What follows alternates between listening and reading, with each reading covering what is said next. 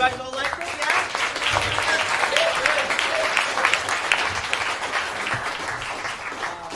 So, thank you everyone for coming. And it's been an absolute blast.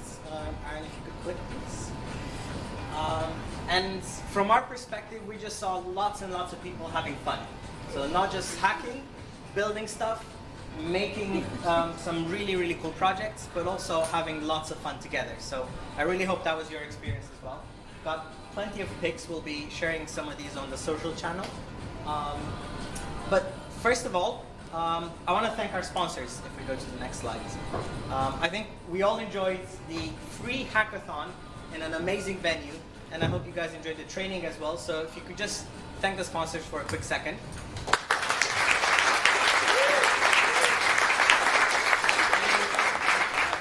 Pretty amazing venue, right? Some pretty amazing prizes coming up, so thank you Dynamo team and Autodesk for that one. But most of all, thank you lot. You have been amazing, and we have had a blast putting this on for you guys. And just as a kind of recap, here's everyone that's been in the hackathon, all looking happy, tired, nervous, some scared, some way too confident. So we'll see how it goes. But thank you everyone for coming, and I really hope you enjoyed it as much as we did. The good news is you all made it, right? You survived. There were no incidents. For many of you, this was the first hackathon, and one thing we wanted to point out is that this might not be the kind of typical hackathon. We've spoken to a bunch of people that have been to other hackathons, and there's a few ways in which this was different.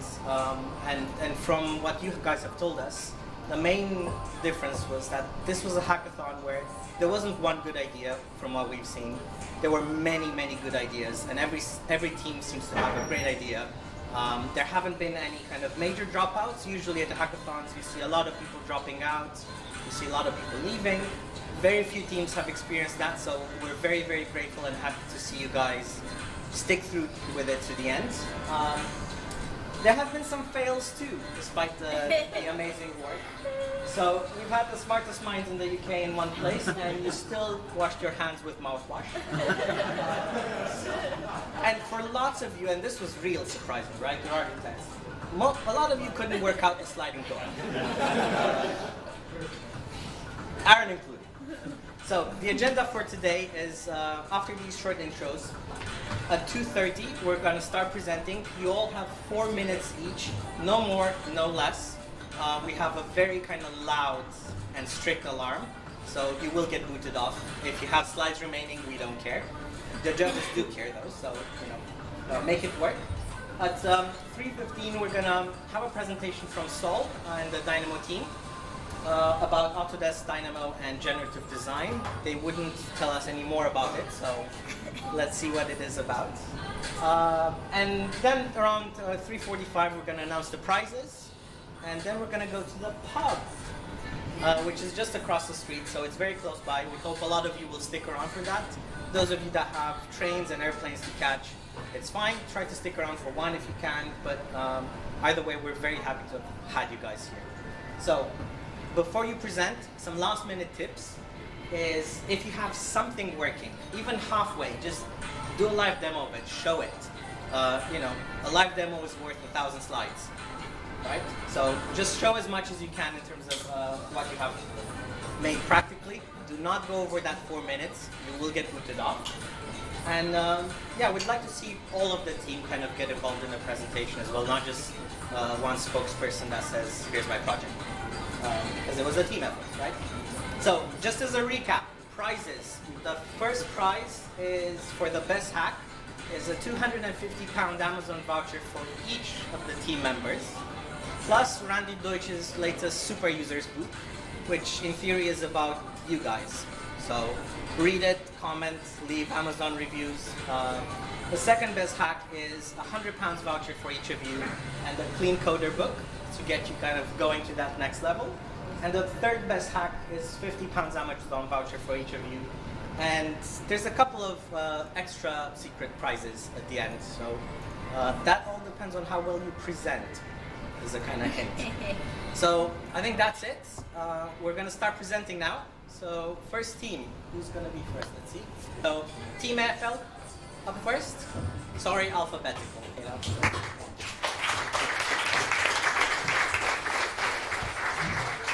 Just gonna do the timer. You have a display follow thing there? Oh, Yeah. lovely. We are prepared for you. Thank you very much. There you go. Please don't start counting until we've got everything done.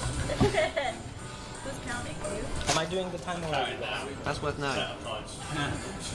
Okay. Time guy right there, Mike. Yeah? You know, I'll give you a 30-second warning as well. alright. How many So times? our stuff works and we are proud of it. That's where we go. Do you want to start with the slideshow? That's sound there, sorry. That's alright.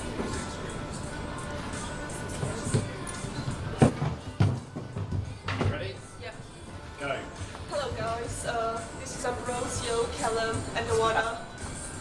We work for AFL Architects in Manchester and we specialize in stadium design. This is us.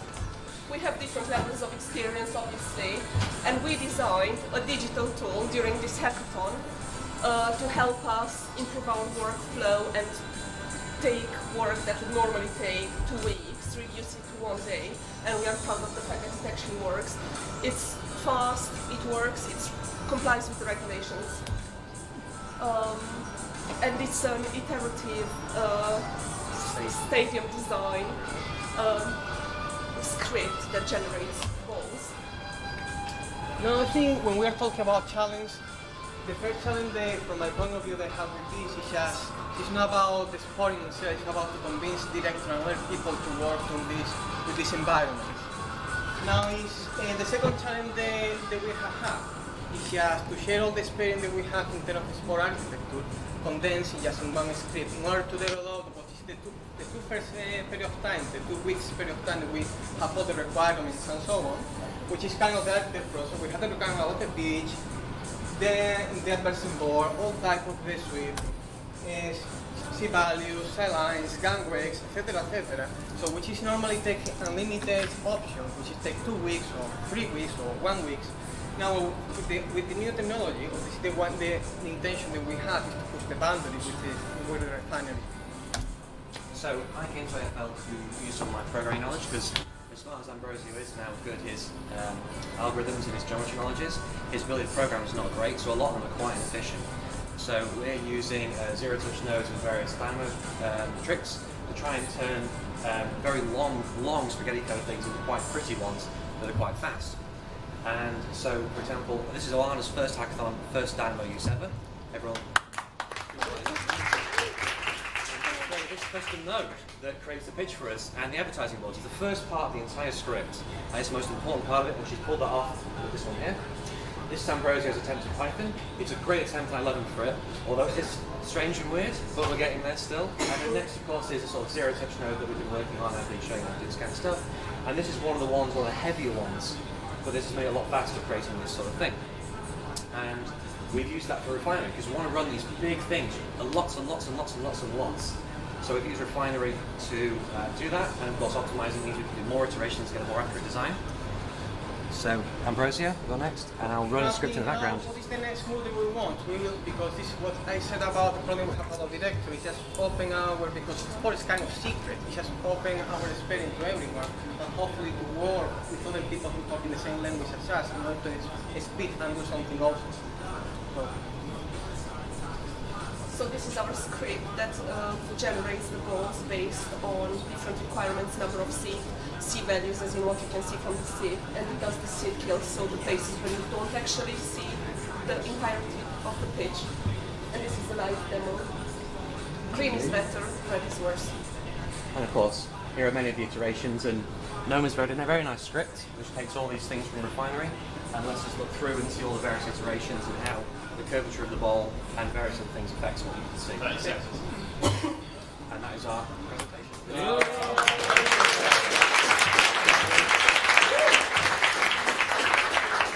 Alright, so team second to none is second. Wait. So once they set up, Team AFL actually said that the most difficult bit for them was being new to Dynamo, packaging up for non-expert users, I have it. and learning from expressions. I'm gonna assume that means Python expressions, in which case I feel your pain. Second to none, team, I think their most difficult bit was apparently time. Revit and Dynamo crashing, that's a new one, and looking across multiple, I can't read your handwriting, Mark. Across multiple devices, that's what, yeah. So they've actually attempted to pull something together quite ambitious. So when they're ready, team second to none. Also, guys, everyone, please speak up. I know the music situation is not perfect, but I can barely hear you guys here, so just project your voice, if you can. Okay, so I'll start continuing from what the previous team had said, that their script was successful, ours was just half successful or partially successful. That's because of certain limitations that I think was a bit too ambitious for just 2 days. Plus, we also lost a member of the team, so unfortunately that has taken its toll. And technology doesn't work. So. The world's against you. Yeah. It's not that work is against us, it's just we'll see hopefully. So until this all fixes, I can just. The idea was very simple. The idea was to somehow take different kind of platforms, and especially mobile devices, and the fact that you're not on at your desk the whole day. You usually go to client meetings or usually go to coordination meetings on site or whatever. It takes you everywhere, and you can still use different devices, especially tablets and iPads and different apps that are out there, and cloud solutions are still quite powerful. And the whole idea was, can we connect all of those into Dynamo so you can use them, especially if you're not at the office. So it's not about sending a file to one of your colleagues to do something for you.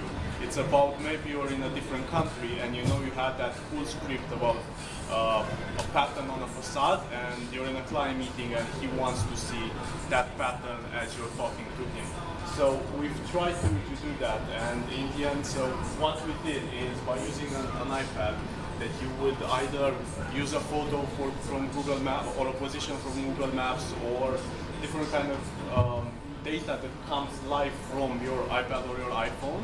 Again, most of our test was done from an app which is called Shapebar, which basically allows you to model exactly how we would model in SolidWorks or Rhino, and that would export it via REST APIs into a server.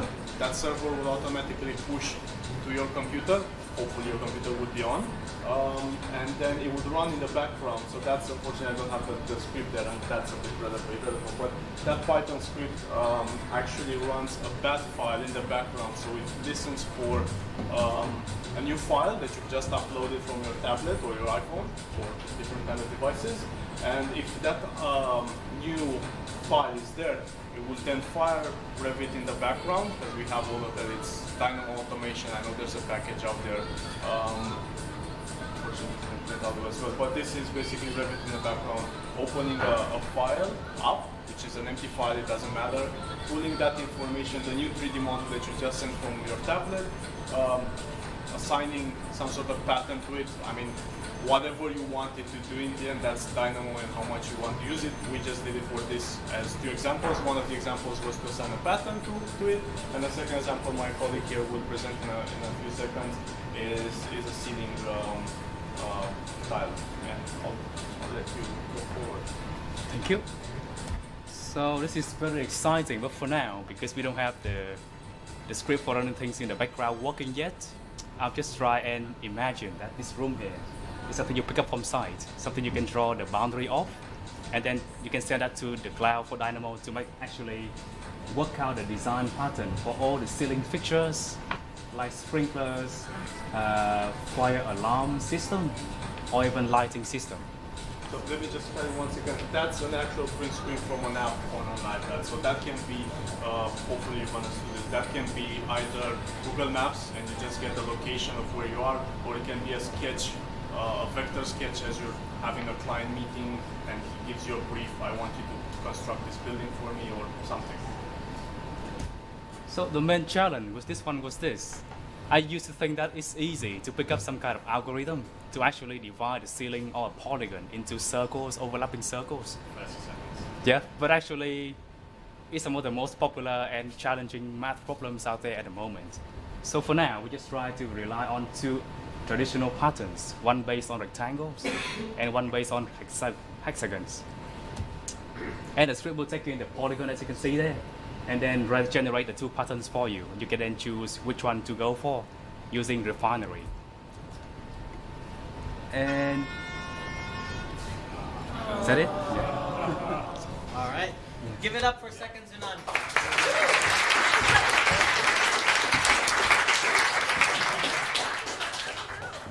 All right, Team MEP, get ready. Yes. So Team MEP, we've got Ben Barfoot and Nick Crane and I can't read the second. Martin, what's up with your handwriting? Raph. We've got Raph. So apparently their biggest difficulties were recursion.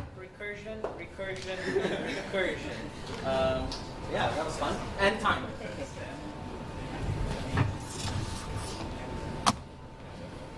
When are we starting now? You ready? Yeah. So we're Team MEP. One second. Oh, we can go straight away. Look.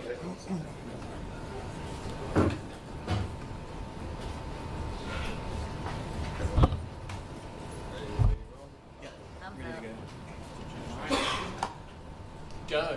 So we're Team MEP. We kind of took on a bit of a mammoth task of trying to generate schematics from a 3D model.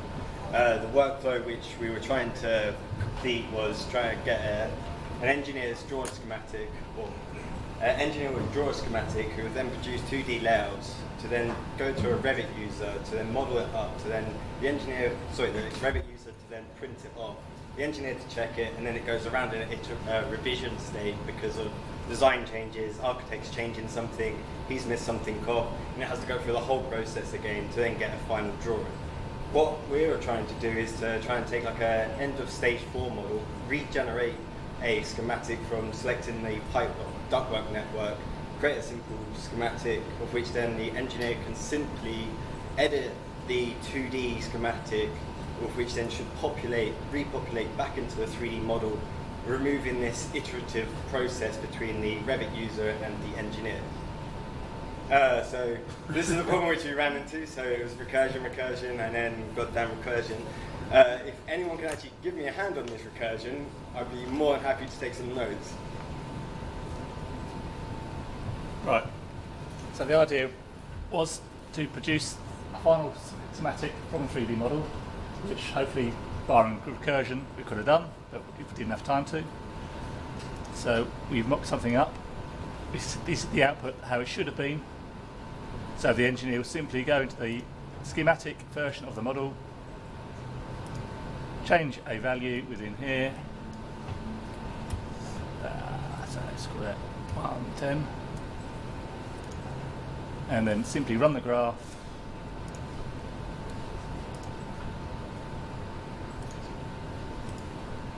And that will get pushed back into the model.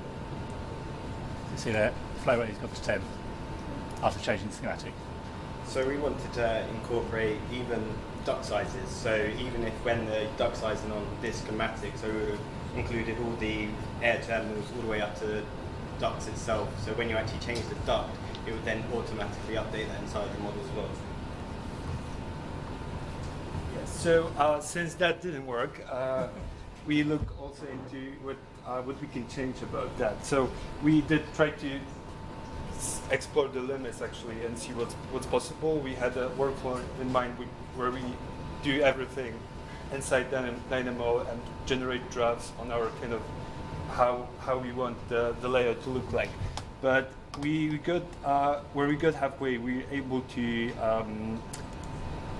get the relationship between different nodes in the system. So, for example, maybe using something Java-based, like something like that can kind of generalize layouts for you, which could be done through GraphML, which just here, this is very simple, but you can basically add should it be a circle, should it have a label to it, and then what does it connect to? And there's already software that can input that information, and then, for example, you can change the schematic, and then you can output have an output of it from.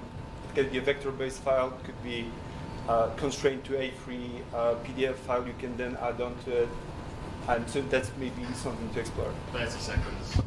Any questions?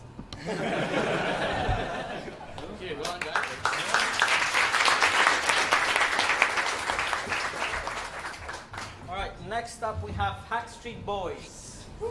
And apparently their biggest difficulties were running C-Python machine learning framework inside a zero-touch node and coloring.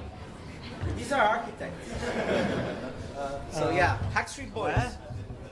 No, we've got a different one, Aaron. Wait, no, someone has it. This doesn't count into our time, does it? HDMI goes here. Other one here. We've got some good pressure music. Yep, this. That wasn't pressure, it was like, okay. I'm not doing the count. It's just Where are you in my outfit? It was supposed to be like, I love this. Guys, is it Hack Street Boys with a Z or an S? S. Have you got the? Do Do you have the source? It should be in. Just looking, searching. We've got like 50 connectors working together here. So USB to C. Okay. It worked on there. So. This might work. Otherwise, we can do it for interpretive dance. Bonus points. Synchronized interpretive. I'm starting to be skeptical. Yeah, there.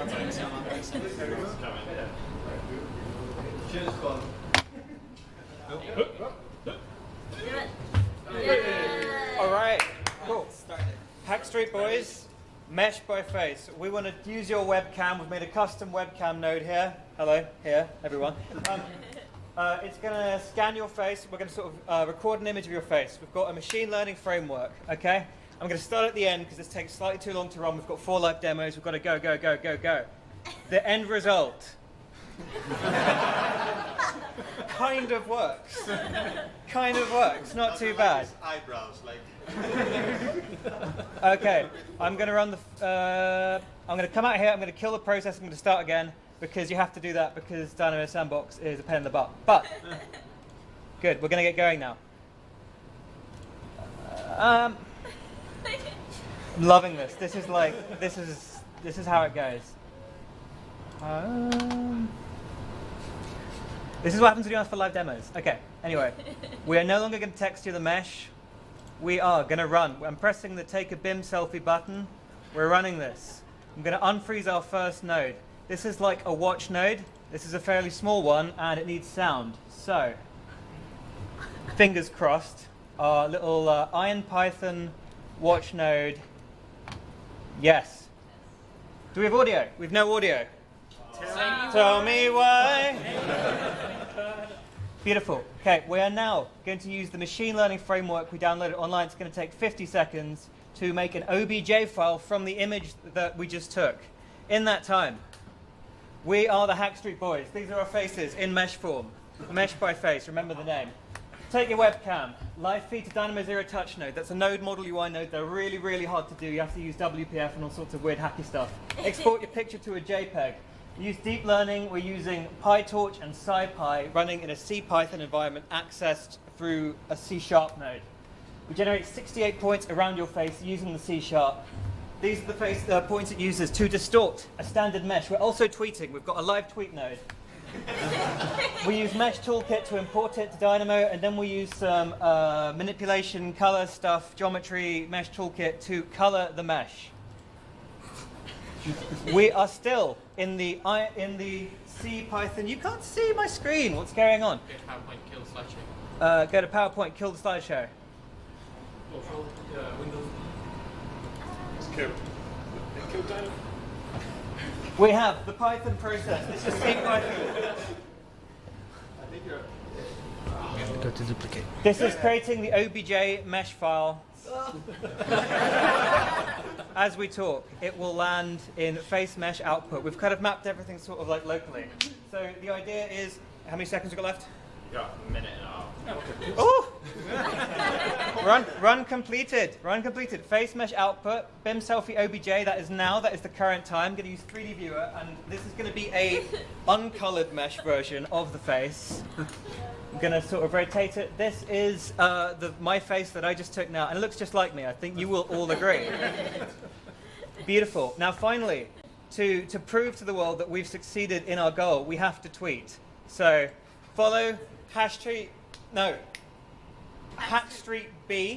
Use the BIM selfie hashtag. If I start reloading, 8 seconds ago, mesh by face. We've live tweeted, and we've got time to spare. Any questions?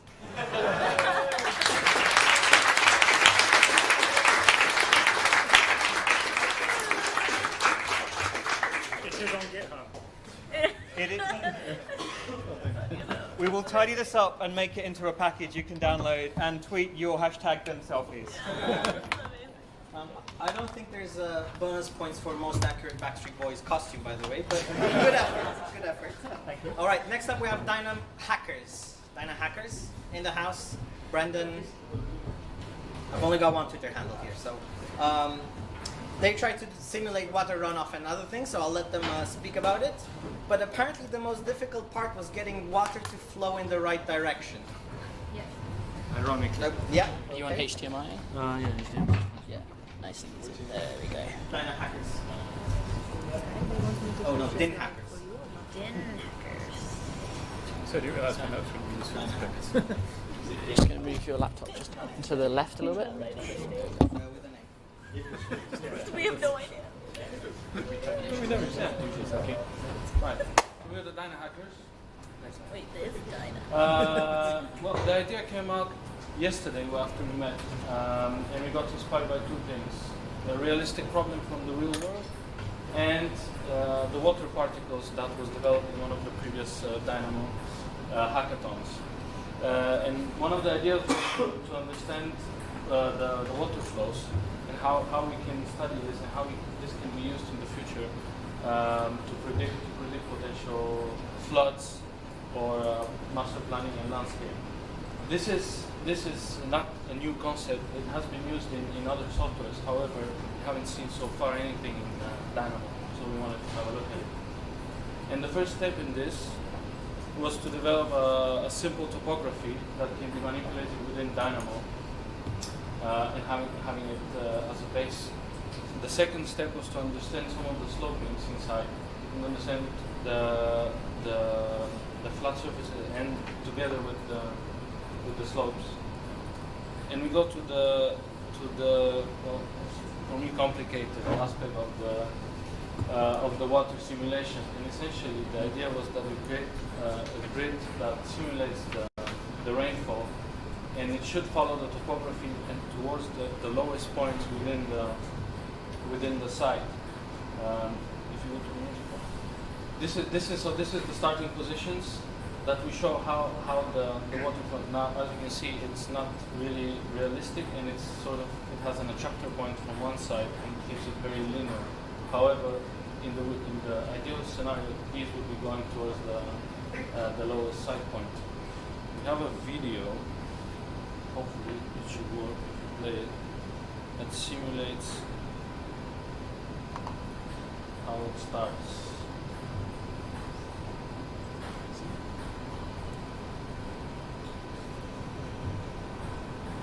So we have the flows.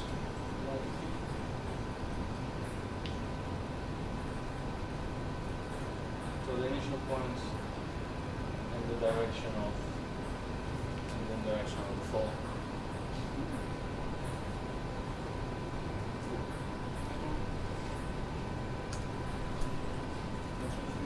So some of the spots. So the advantage of this is the fact that the computation power of the machine is much bigger than a man, and the fast visuals and the fast data accessibility is beneficial to future studies.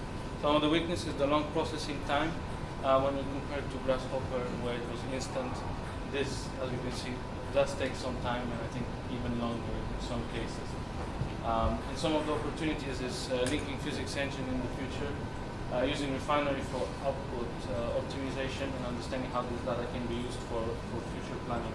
I keep saying this projecting floods and best location in the future, considering the rising water levels, and it could be used for understanding infrastructure construction and best out within the low points. And the next slide is just us.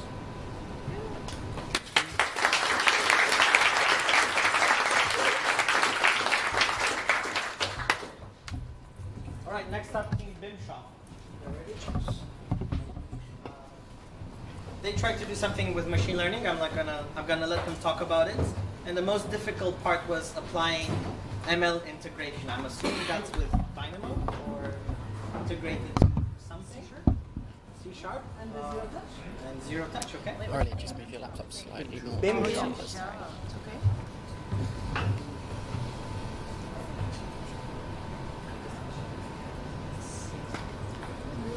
Go? Yeah. Go. Beam show, that's us. Carolina, Yorgos and me, we wanted to work on a training tool for Revit because unfortunately it's like a big part of our job is like, accompany the guys, support them to improve their use of Revit. So we wanted to develop a tool that would do that for us somehow. So we would live in your Revit toolbar or model, and you could call it such as Clippy, but you would basically be able to rely on Office knowledge to be able to advise you on the best path for you to learn.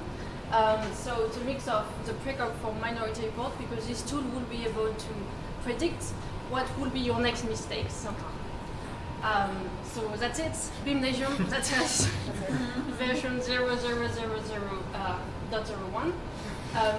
So it's basically a personal assessment you can run on your model, who's gonna send a request to a machine who's been trained with an Office pool in terms of path and running, and is gonna provide you some best advices and try to train you on the mistakes you're currently doing, but not only, also on the topics you might need to improve, like, quite soon. Yes, so basically first, this is a process somehow of the tool. So it's going to rely on an Office data set that we're going to harvest every night with a tool called Clarity. So it's an automation, we don't touch of that. We say we just going to mine these existing data sets. And then you're going to mine your current model with BIMnasium, who's basically going to ask for both inputs to generate this specific advice, like a visualization of your experience and some advice. So it looks like this for now. We've developed it kind of a prototype based on Dynamo. We've developed it with Visual Studio, and we're going to show some of the charts.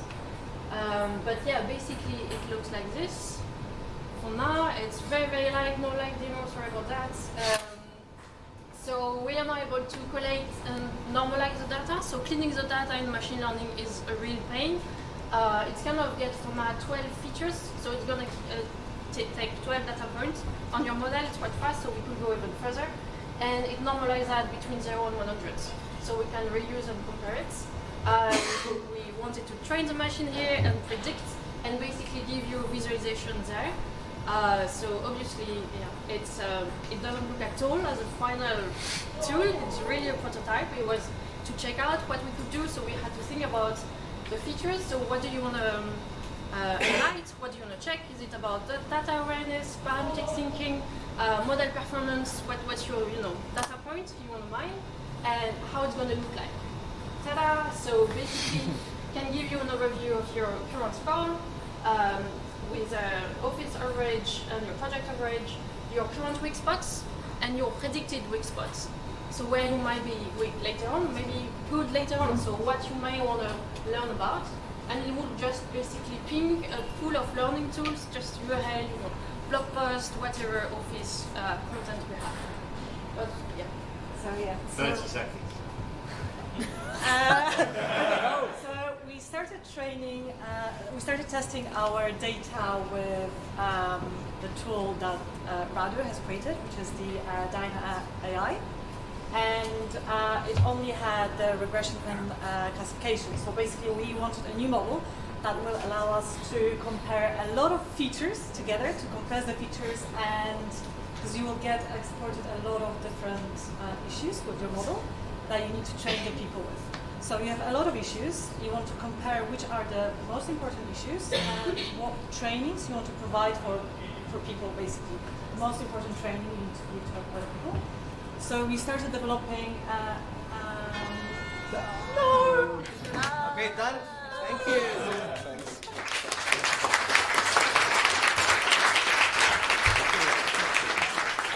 All right, next up, Team and Stoa. And their most difficult bit was the Dynamo method required wasn't exposed. So I'm told that these guys had to actually add stuff to Dynamo, or they've been working with the Dynamo team modifying Dynamo.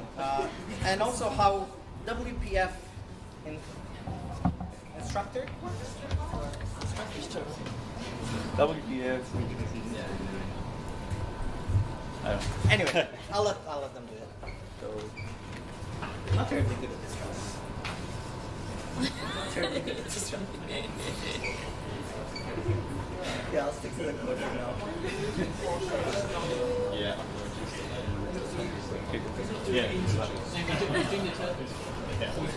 Skipping letters. Mike, You ready? Yeah, we're ready. Ready, go.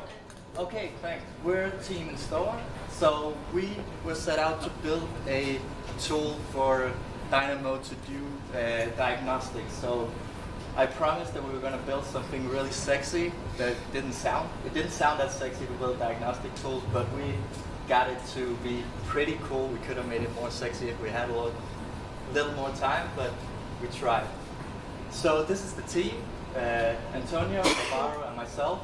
So to be honest, we actually were kind of in, like, this was a challenge for some of us. Like, we were a little bit out of our depth, and like, I mean, we modified Dynamo, right? So that's pretty hard.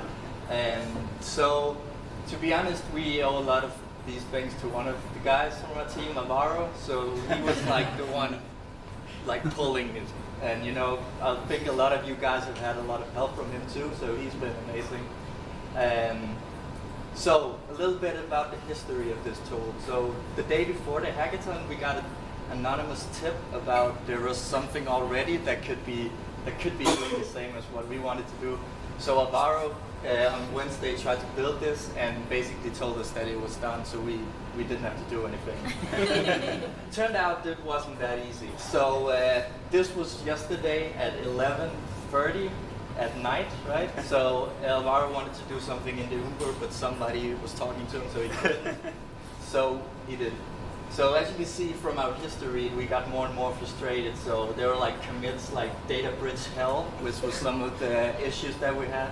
Alvaro had a commit super safe version. Alvaro is shit. I'm not sure why he did that, but so the technical thing about it. So there was a branch in Dynamo, it was really hard to find, but it was there, that did some of the things, and we kind of like forked that branch. Turns out we had to like modify Dynamo to expose some of the methods that we needed. But in essence, what we ended up with was this diagnostic tool, which Alvaro will show, which has a lot of diagnostic data associated to it, which you can do a lot of cool stuff with. So go. Okay, show time. So let's go. Should I close this? Yeah. You're watching it. So in theory, or not in theory, it actually works. So we have this view extension that what it does is sexy, it's fun, but then what it does is pretty much takes the metrics of the timing that each node gets to execute, and then plots them here, mapping the location of the node on this graph. We did it with a scatter plot graph because it was easier than creating our own visual thing. But the cool thing is that the diameter of each node represents the total amount of time, well, the ratio of amount of time. And as a quick hack, in 20 minutes or 10 minutes before starting these sessions, we added the time that it takes on the graph itself. So yeah, that's, I mean, I think the sexy part is this here. Not that yet, but I mean for 5-minute hack is fine, right? So the idea is that these graphs, each node is related to a view, no view. So whenever you click it, it should zoom into that so you see the problem. The other cool feature that we will add is that color coding them related to the time that it took to run. And then also, this is all fake, right? But keeping track of each run, and then you could compare it to the previous run. So that's the main idea. And I mean, we have lots of ideas. So I mean, if you want to contribute, please tell us, because we spent literally 3 hours yesterday trying to fix Dynamo, and we couldn't. So well, we did, but very badly. Probably, so don't even try. And that, any question? Thank you.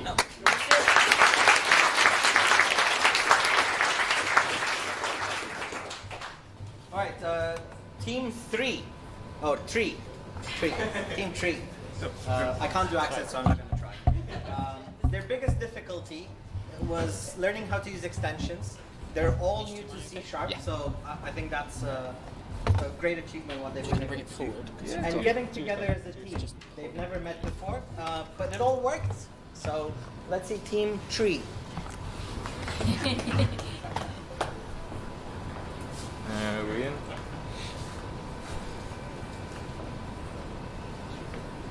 We good? Okay. Ready? Ready. Okay. Hello, folks. We are Team 3.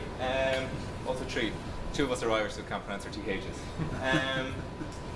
Damien, want to talk? Yeah, I wanted to 30 seconds. Yeah, go. Not gonna bring you down. Yeah.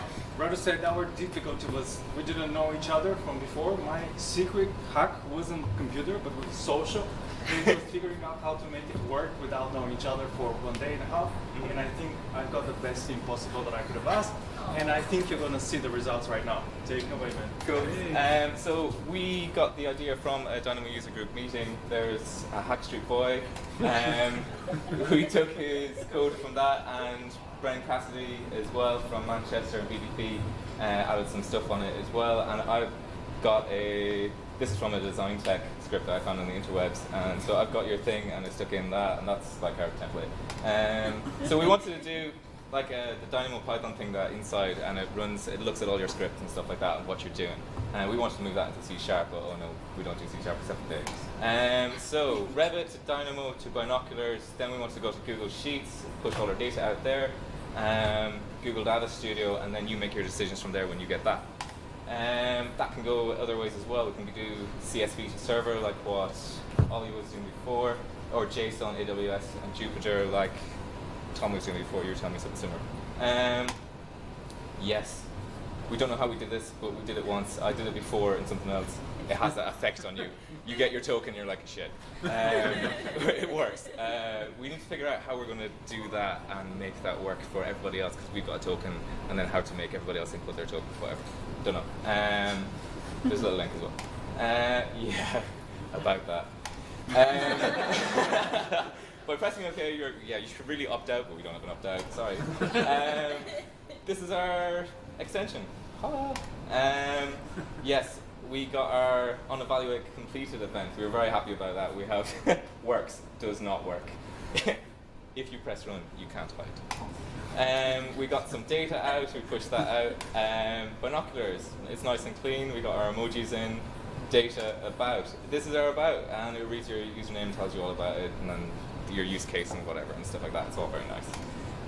In our data, live demo time. Yeah. Okay. Quiva is going to give us a shout on this. Yeah, so as Wayne said, it activates when you click run. You load the extension for the first time in Visual Studio. Activates Dynamo. We got our little about. Oh, hey. We got our data. So the output from the extension is an input into Google Sheets. From Google Sheets, we've connected that to Google Data Studio, and you can control your metrics then what you've collected. We visualize 3 user types, so kind of management types. You'll want to know kind of usage, money saved, where it's used, users, kind of what scripts they might find most useful, and then diagnostics, so old versions of Dynamo or what scripts aren't being used as much as they used to. This also runs in the background, so when you run player as well, it'll run as well, so it'll track you then as well and push out that data. Go. Yeah, so just these are some of the examples of diagnostics. So which offices are using the old versions of Dynamo, the least active graphs, and unique versus total runs, so what scripts are used multiple times versus single use. We've also got Ryan, go for this, it's yours. 30 seconds. Cool, Sorry, cool. am I talking this? We're also starting to pick future uses for the product. One of the things that we want to start recording is the time it would take to do a method by a traditional method. From that you can compute how much time you saved, then you times it by your hourly rates and you get the amount of money that you saved your company. And that's something you can go back to management, sell them, and it's got a lot of value. And that's it, updating our Google Sheets. Yay! There it is! Yay! Thank you. And our little post. Come on, eject. Next up, Dynafrogs. Dynafrogs in the house. We have it. Okay. So, I'm gonna let them talk about it. They're using Refinery and a lot of other cool stuff. Their biggest difficulties. No, you're not using it. Okay. HTML. Yeah. I'm being fed bad data here. So interacting with the Refinery was a difficulty, which I'm guessing is why you're not using it in the end. And merging space analysis logic with parametric design. Actually, that's a tough one. So,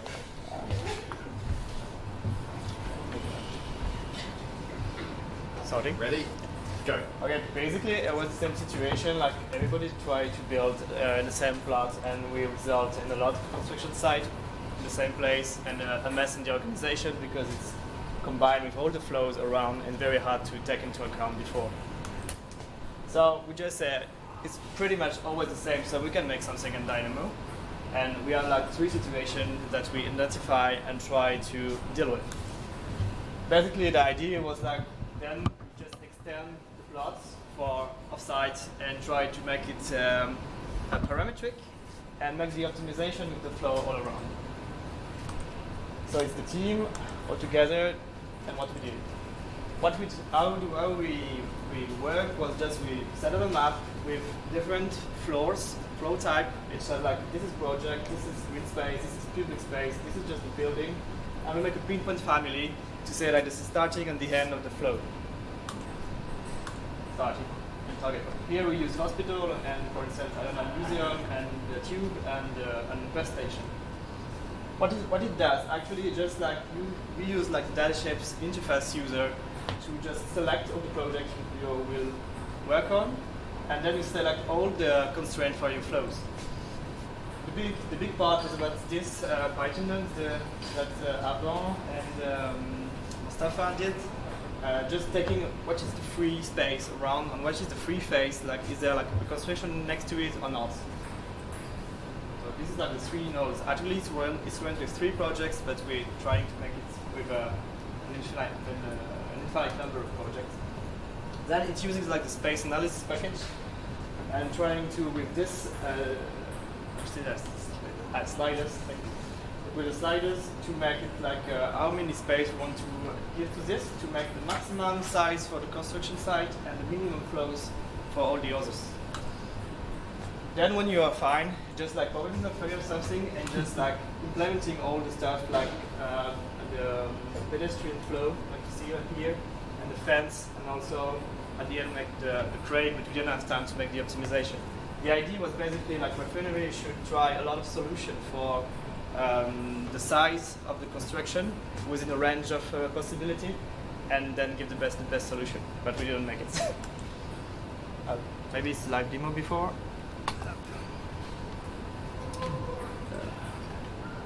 So this is the map and this is first when you execute it. Start with it, we just have to select all the projects you want to deal with, say okay, and then say I want, it's like nighttime, so the green space and the public space will be closed, so let's say okay, and it will run. It gives you like a lot of solution. Then I won't play with the slider because it takes times to recalculate, but basically you can do it like this.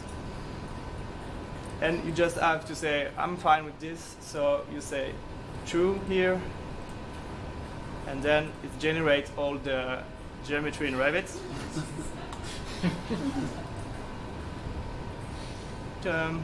And then you can imagine like we're working with the work of Dimitar, not Dimitar, it was Dieter van Mullen for optimizing the crane position if you have the position of the building inside. Nice. And then we came up with the idea with the OpenStreetMap integration for creating the map. Yeah, this is kind of a pop-up project because the aim was to make this type of logic work with any site without having to remodel anything. So we came up with this view extension. So meet Dynamap. Actually, I'm going to just go ahead and do a live demo. Probably better than a long speech. So you find it here. It just pops an integration and implementation of Bing Maps into the view extension, and you can press this button and bake the data immediately in Dynamo. I don't know if you're like me, but I really miss Flux. But still, it was a pain in the ass going like online and logging in and creating the project and all that stuff. So here, you just like update it. Everyone.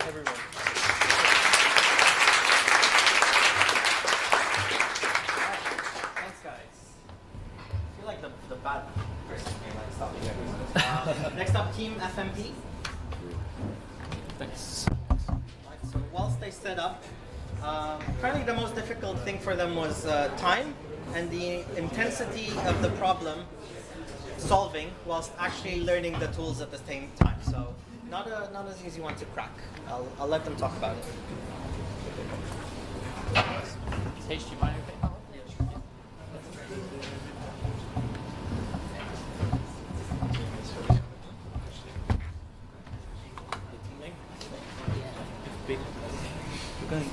Yeah.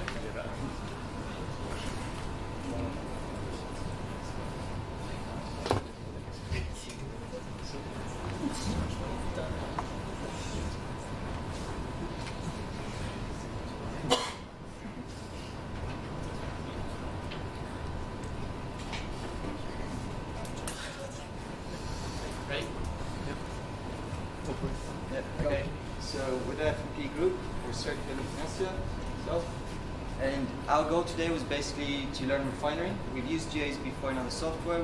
We're really excited with GAs in being able to use GAs in Dynamo now. And we needed a scenario to come up with a scenario, so we kind of, this inspired that scenario, which is the fact that basically maybe there's an alternative to hot desking, which is a scenario with static desking. Next one. So the scenario is that people want to stay at their desk, and next one. And instead of moving about, it's the building that moves about. So you have this thing called focus rooms, which is kind of like a project room, project-related room. This could be like for an architectural practice. And it can be a meeting room, it can be a place with sub-consultants or extra desks. And it's the people that stay static, so it's static desking, and it's these rooms that they're temporary and they kind of change. So they're temporary focus rooms and so on. So there's two competing requirements that we're going to kind of try to work out, which is the fact that we want the least amount of walking to the project rooms, and obviously the rooms can't overlap. So these obviously, every time there's a new project coming into the practice, it kind of changes, and it has to rework the layout. And this kind of shows the Dynamo script running, and basically, you assign people to a project, and it's going to try to pull it in the direction where most people sit. And on the other hand, it's going to overlap. So basically, we ran it through Refinery, and basically thanks to Nono, by the way, because he helped us out quite a bit with kind of learning about Refinery. And yeah, so this is kind of how it ran through Refinery. We got lots of results. And just so that you understand how we input the projects, basically we created a scenario with 6 projects where we had people from different areas. So you had a team that was heavy in research and development, a team that was heavy in architecture group 1, so from different areas of the actual layout. we also wanted to improve upon this and kind of think of, instead of just a straight line and a distance, kind of like a travel path. And instead of using an existing package, we kind of attempted to get well, Sophie, do you want to start? Well, yeah, it was what you were saying. So part of the exercise before introducing to refinery is how to find the path, scaling obstacles. So we also did that part of the graph, and so it was possible. So we managed to do it, and that's all. So basically, the idea is that we'll try to continue working on that, but it kind of tries to find the shortest path around whatever objects we have in front of it, like you might have project rooms. And basically, this was the final scenario that we got. So these lines are just representative, but you can imagine that the rooms were pulled in different directions, and because there weren't that many, we didn't have any issues with overlap. But we had loads. Yeah, have you had a lot? No. Thank you to everyone for setting this up, and thank you, Nona, for helping us out.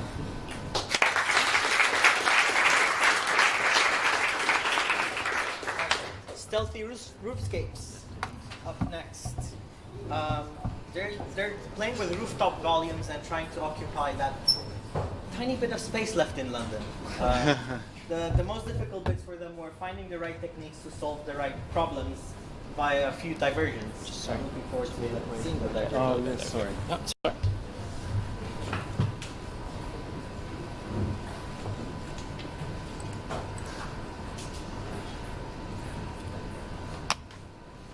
Just give 10 seconds.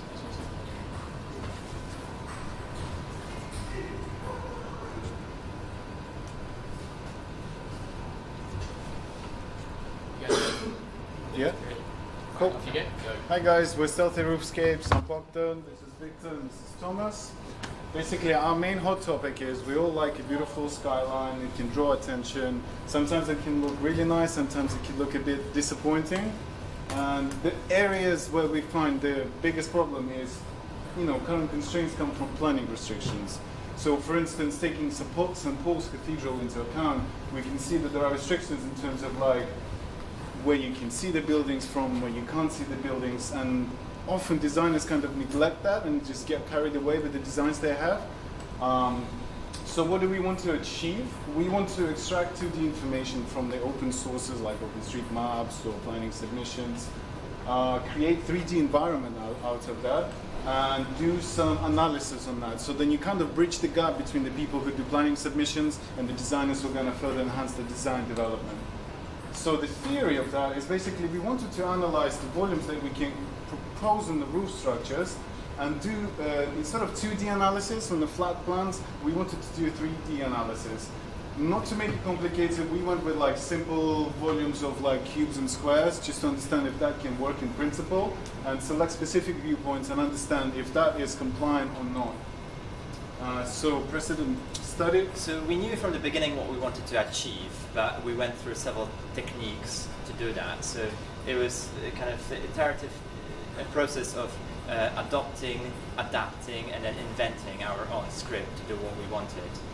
We started with a projection technique, then we tried ISOVist, and moving from kind of 2D ISOVist to 3D, and then in the end we invented our own technique of projecting the vectors from faces to the viewpoint.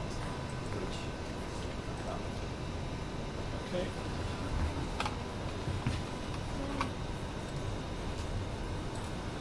So this is one of our example Dynamo graphs. So the first process in a separate graph was to bring in data from OpenStreetMap. It would have been useful to have Dynamap, but we haven't done that yet. So we used the ELK package to bring those solids in. Then we also arrayed a load of points around. We've restricted the number of viewpoints we used for this test just to keep things light and simple. And then we have a series of parameters that define a simple cube that sits on top of a chosen building. So it can rotate, it can move in X, Y, and Z, and it can have a Y and Z offset. If it overhangs the existing building, it gets cropped, so you get a slightly more complicated shape, as in here. Then we panelize it using Lunchbox, and from each viewpoint we assess which sides can be seen, and then of those panels, which panels can be seen from the viewpoint. So here we're trying to minimize the amount that the building is seen from particular viewpoints. Green means it can't be seen, so down here all of these rays from that viewpoint never reach the building, whereas red means it can be seen. And then we do a weighted score, so the higher the score, the less the building can be seen. So we're assuming this is just off Oxford Street, so we're assuming it's in a kind of an area where you want to be really discreet about your development. So the next stage in that was then to put that through Refinery, so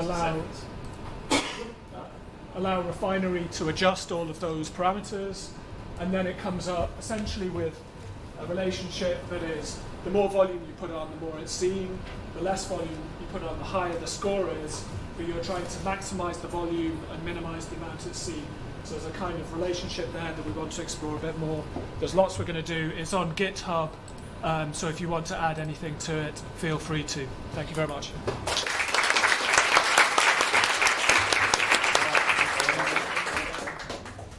Right, next up, HackerWick. Team HackerWick. I like this one. Like the biggest difficulty was troubleshooting Dyna crashes, penning Dyna crashes. If you guys know how to solve that one, tell us. And then breaking boundaries with Dynamo. So it should be good. Let's see.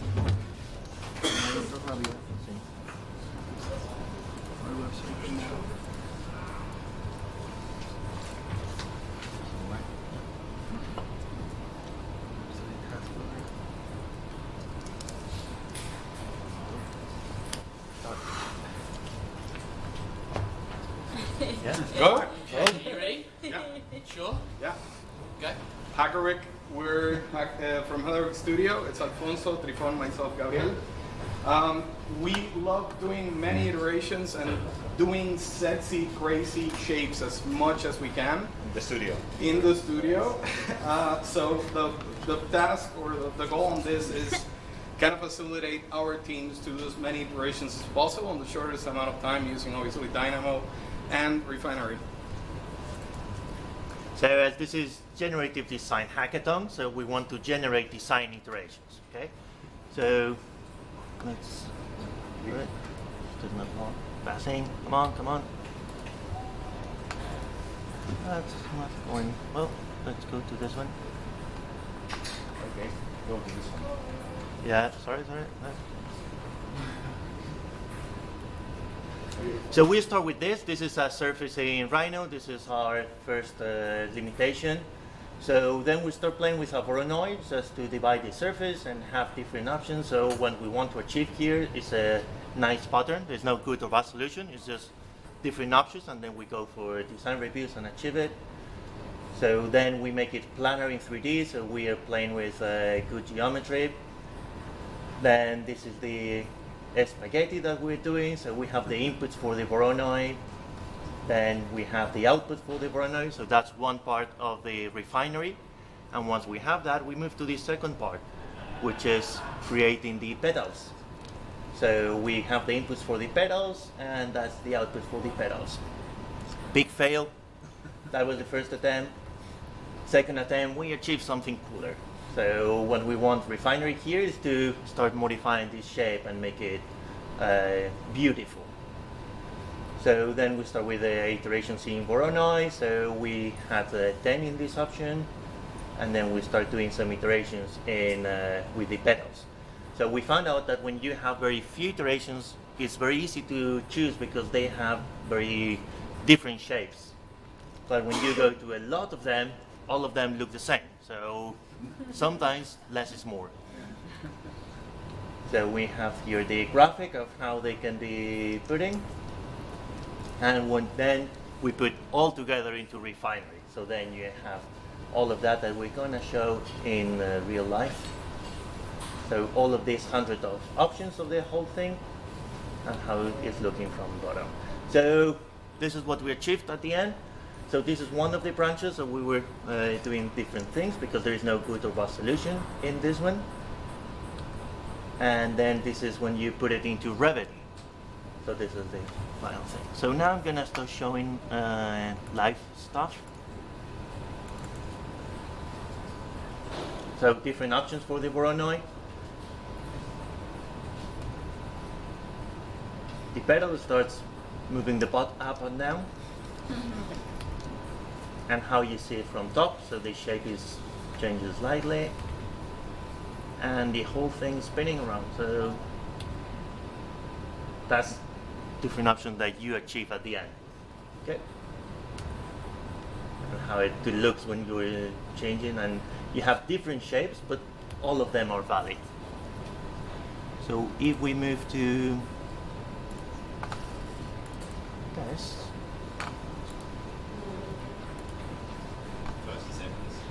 Okay. So big fail. It was optimizing too much, so it didn't work.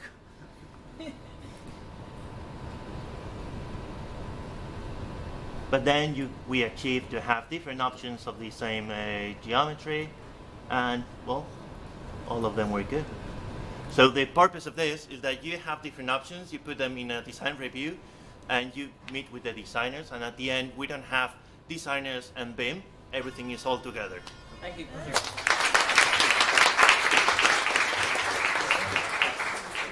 All right.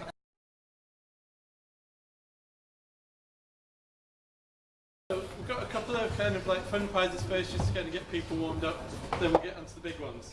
So first prize is our comedy value prize. So the team that kind of brought a slight edge of fun to that, and the winners for that is the Hack Street Boys.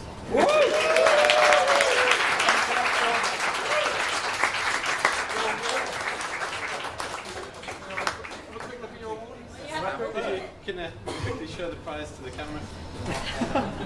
It's a can of spam. Thank you. Is there more? There's more. Oh. There is another prize as well, the best team name. Ollie, show us the outside. There's 5? No. Oh, everyone? You've got to share the CD. By the way. It's fine, they've already got it. They've already got it. So, next up we have a community award. So this was a team that we felt kind of generally embodied the spirit of community. This was the first time they'd worked together, they weren't a pre-assigned team. They've also been sharing a lot of their stuff on GitHub for the wider community. So appropriately, we have a set of beers, and the winner for that is the Stealthy Roofscape team. Woo!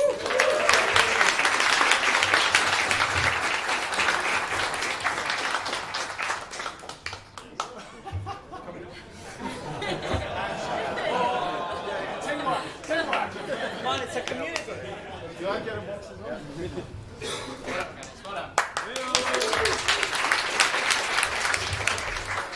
So next up we have our committee champion. This is someone that we feel, as a group, we kind of think really made an impact, not just in their own team, but across the kind of the whole event. This is someone who helped out with the training, who I know has been around kind of half the teams, even though he was on a team. So we'd like to congratulate Alvaro.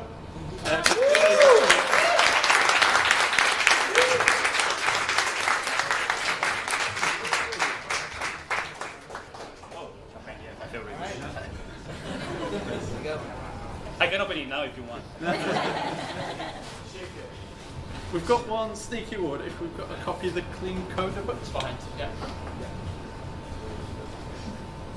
Oh, we've written down the top prize as well.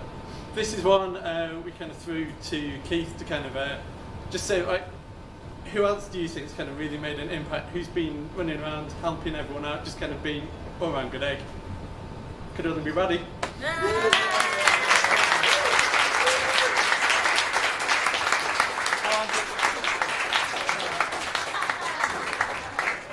So now on to the overall winners. Have to say, every presentation was absolutely fantastic. Normally if you go to a hackathon, there'll be a couple you think, have they actually done anything this couple of days? Seems like the amount of work from everyone has been absolutely fantastic. It was a real joy to watch all the presentations. Everyone kind of had a presentation to show. It wasn't just kind of like, this is what our ideas. So well done, everyone. There's no prizes for 4th and 5th place, but they were close enough behind that we thought we'd give them an honourable mention and give them a round of applause. We'll let you know the points as well, because when we get to the kind of the top 3, it shows how close this was. So kind of a general round of applause, if you will. In 5th place with 88 points, the Dynafrogs.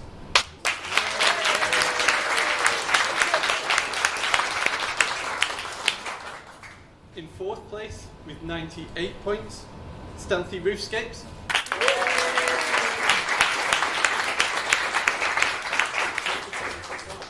This is the The £50 Amazon vouchers. So in 3rd place with a total of 102 points, the Hack Street Boys.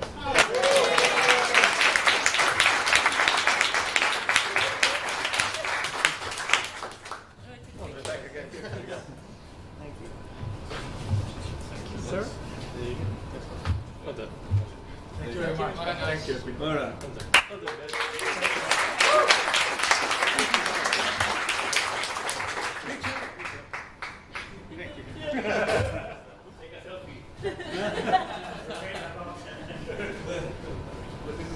For the 2nd place team, we have a copy of the Clean Code book and £100. and £100 Amazon voucher. And this was Team in Stoa.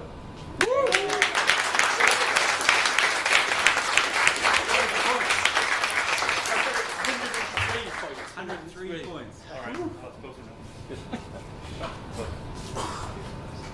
There you go. So we all have the same book now, right? Yeah.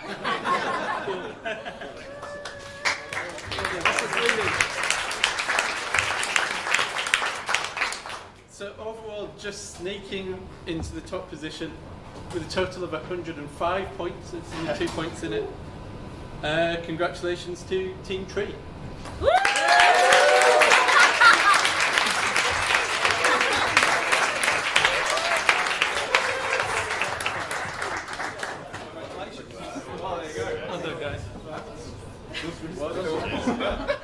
I'd say that was a team that only came together pretty much yesterday morning and to kind of put together what they did. There you go. Bye, guys. Well done, guys. Thanks. Dan? Get in there, get in. Treat.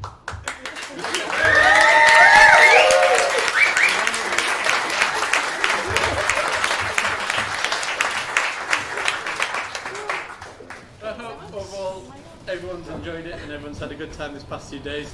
It certainly sounds like there's a lot of projects that are going to keep on running, which is kind of great. That's what we wanted to see from this. Any final words from anyone else other than which pub we're going to? Just to say that, again, the judging was so difficult. I think everyone had done exceptionally well, considering that few hours really to actually achieve something. Every project kind of had merits, had really good points in it. So again, I think one of the best ones I've seen run. Not saying that just because we run it, but in terms of your input into it. So again, appreciate you coming. Obviously, we're a community group.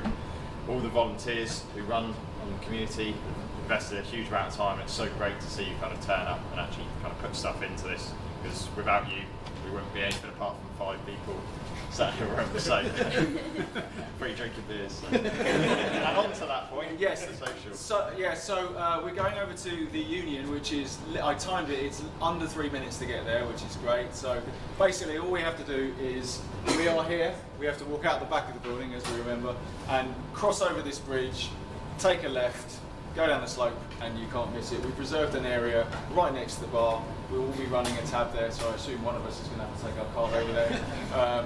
Whilst the rest of us do a little bit of tidying up, because obviously you guys caused a lot of mess. But that's all good. Enjoy a drink on us. We're so thankful you all stayed for so long and did a fantastic job. Probably now just another round of applause and go and have a drink.